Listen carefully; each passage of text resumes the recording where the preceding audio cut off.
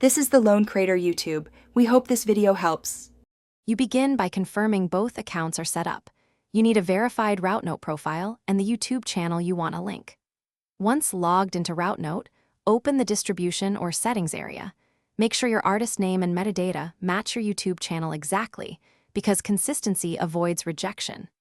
Next, in YouTube Studio, confirm channel ownership and check monetization or partner eligibility. This ensures Routenote can authorize access. Now proceed to the integration section in Routenote to initiate the connection. You'll now authorize Routenote to access your YouTube channel using OAuth. When prompted, choose the correct Google account and grant only the permissions Routenote requests. This allows ownership claims and content matching. After authorization, Routenote will list your releases.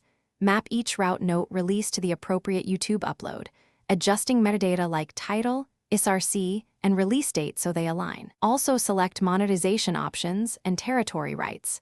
Accurate mapping prevents duplicate claims and ensures revenue flows correctly. Finish by reviewing the integration dashboard.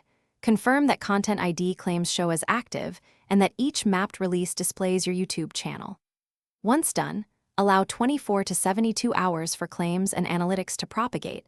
Make sure to monitor revenue reports and dispute notifications. If something goes wrong, first reauthorize the Google connection and recheck metadata for exact matches.